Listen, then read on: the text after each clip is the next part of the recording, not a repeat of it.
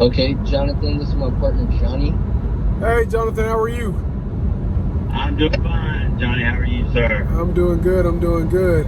Hey, man, can you just catch me up to speed? What's going on? Jacob told me a little bit, but I just wanted to get on the phone and try to, get this thing moving. He told me the auction's in like 2 weeks, so the sooner the better if we can move on this. Yeah, it's the 1st of October is when it's actually, or 1st of, October is when it's all supposed to happen if it happens. Okay. What's your plan? What do you plan on doing? Well, I'm talking with the mortgage holders now about some options.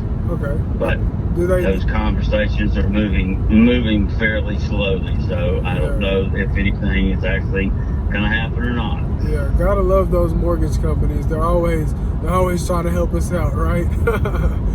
Oh yeah. Yeah. Are you interested in selling the property at all?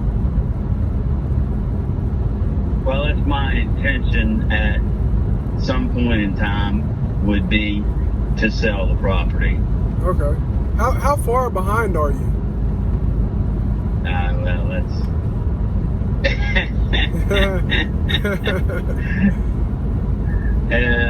quite a bit. Let's just put it this way, quite a bit. Yeah, well, hey, listen, there's no number that you can tell me that is something that I haven't heard. I was working with one lady who was 11 years behind, $256,000. So the reason why I asked how far you are behind, because what we do is we buy properties creatively. We would actually come in, reinstate that loan, give you a chunk of change to move, and then just start making payments towards that loan. I know Jacob mentioned a subject to transaction to you, but you weren't really sure. So we have an email typed up for you, but I just wanted to get on the phone and see if I can clear it up. Okay. I'd have to see something in writing to where it makes sense for me. I'm trying to understand. Yeah, for sure. As far as what you and your partner, or I don't know if you have a company, you have other investors, or how you guys work. So absolutely.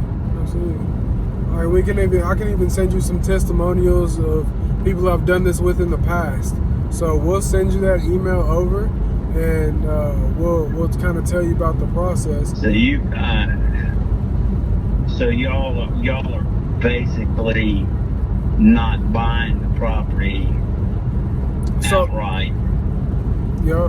You're just basically going in and making the payments that are in arrears, and then doing after that point, if the mortgage company will either accept the payments to keep the foreclosure sale from happening, then so Jonathan, just to make it short and sweet and easy, right?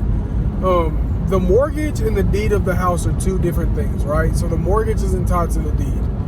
The deed of the property would switch over into our name, right? We would leave that mortgage in place. So we would pay your mortgage company the amount to reinstate it. So we'd request a reinstatement form from your mortgage company, and then we would pay that amount to get your loan back in good standing. And then we would be responsible for making payments towards that loan, right? So say if we just took out a loan and bought your house traditionally, we're paying off your loan with another loan. The only people who make money in that situation is the bank. Whereas if we do this situation, I can give you the money that the bank would be getting. Does that make sense? Yeah, it does. So very simply, we just pay to reinstate. The deed would transfer over to us. That mortgage would stay in place.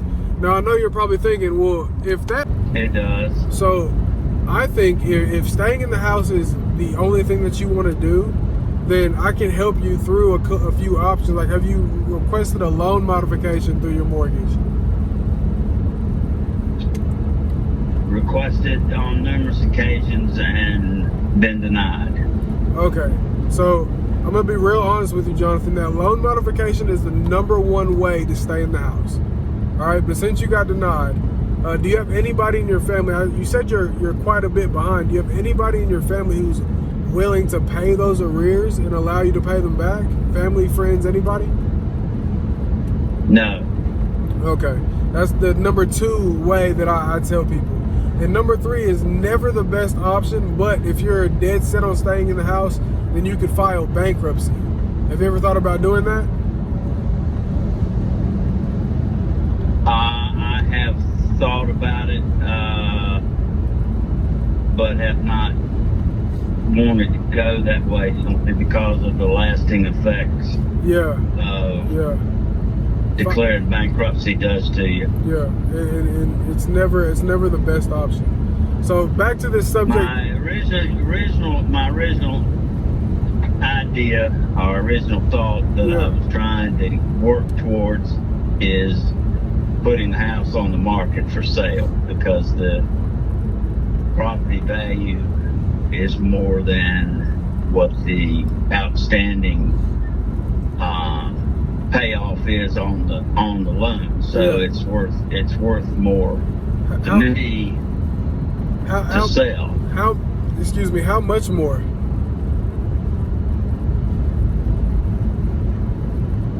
Well, depending, the market fluctuates up and down, as you know. I know it, The latest property that was sold in my neighborhood this year sold for $660,000. Okay.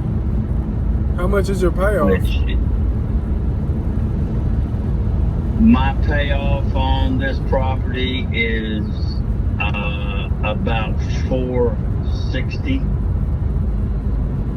Okay, so $460 payoff. And you're thinking maybe it could go for $660. Is that all fixed up, or is that completely as is? I don't think it would go for that much, simply because of the size of the difference in the sizes of the property as far as square footage is concerned.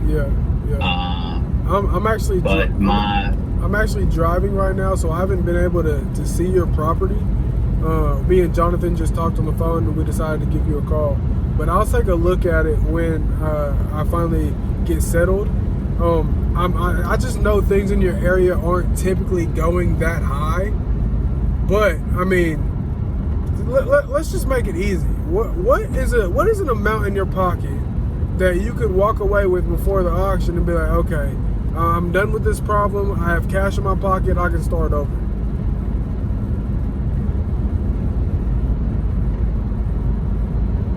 That's basically what you're saying. What I want for the property. You're talking about in the 575 range, $575,000 range. 575. Whew. Okay. I'm gonna take a look at it. You said your payoff was 460, right? So if we went the route that I was talking about, the subject to, we would leave that 460 amount tied to the house. I'd be making payments, and then I'd pay you however much in equity you want. So say we bought it for 575, we left that 460 intact. I would give you $115,000. Does that make sense? That's basically what would be the case. Okay. So the mortgage is not going to transfer into your name, though. The mortgage is going to be in my name. Yeah, the mortgage won't transfer. The mortgage will stay in your name. So we'll be making payments on it each month, and your credit will be reflecting a good mortgage payment. And I already went over how you can get a new mortgage from there, right? So that mortgage will stay in your name. You're absolutely right. We would just take on responsibility for making that payment.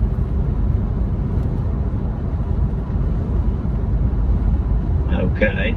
Well, I'd have obviously there'd have to be some paperwork involved with absolutely. that to protect myself and you. Absolutely. So like I said, I've done these situations many times. So we have POAs that get signed. We have all kind of addendums in our contracts that are really there to protect you. They don't protect us, because I mean, hey, if we default, then we're the ones who are screwed, not you. So we have everything in place to protect you. And also too, if you want to just send it over to a lawyer and have a lawyer look at it, be like, yeah, this makes sense. I hope you do that, right? I want you to feel completely secure. Definitely. Yeah, I would definitely want to do that. Yes. Okay, so let me do this, Jonathan. I know this auction is coming up, so we got to move quickly. All right. I'm on the road right now again, but when I get home, I'm gonna find out what amount I can give you worth your equity. I'm telling you right now, without even looking at it, 575 will not work. Right? That price, just off the top of my head, again, without seeing anything, I think that's a little too high for us as an investor. But what I will do is when I get home, take a look at it, tell you exactly how much I'm able to put in your pocket at close, and then you can make a decision from there. If you're like, okay, yeah, I'm cool with that amount, then let's get the process rolling and let's get some paperwork requested from your mortgage company just so we can get this whole foreclosure stopped. And then if not, I'd be happy to point you in the direction of other options. But like I said, you don't have much time, Jonathan. So we gotta work quick, man. I understand. I'm well aware of that. Yeah. I've been working with the mortgage company people who are a bunch of crooks.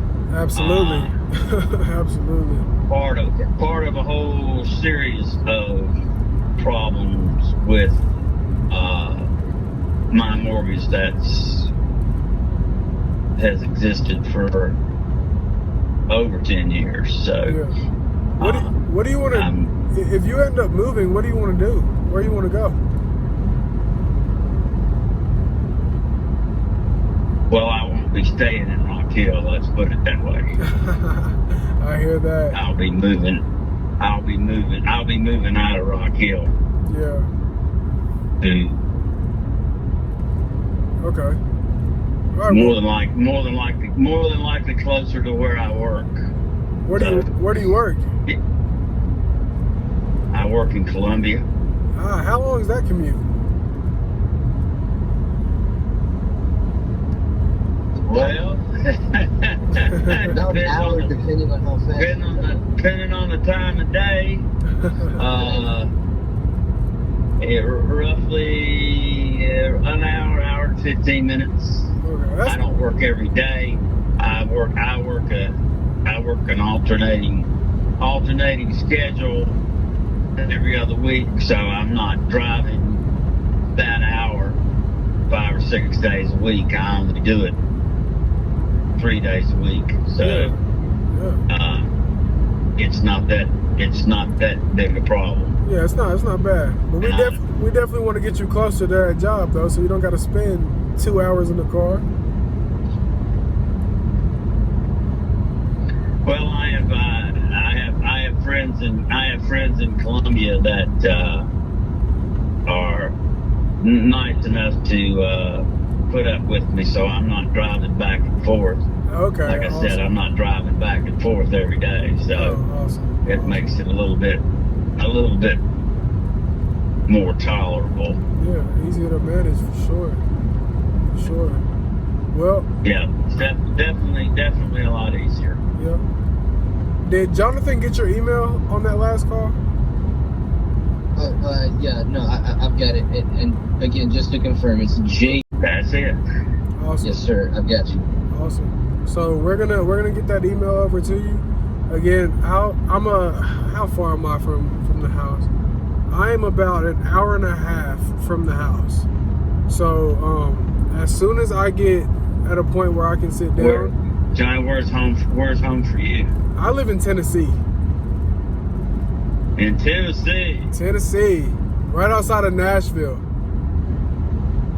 Okay. Why are you laughing? Why is that funny?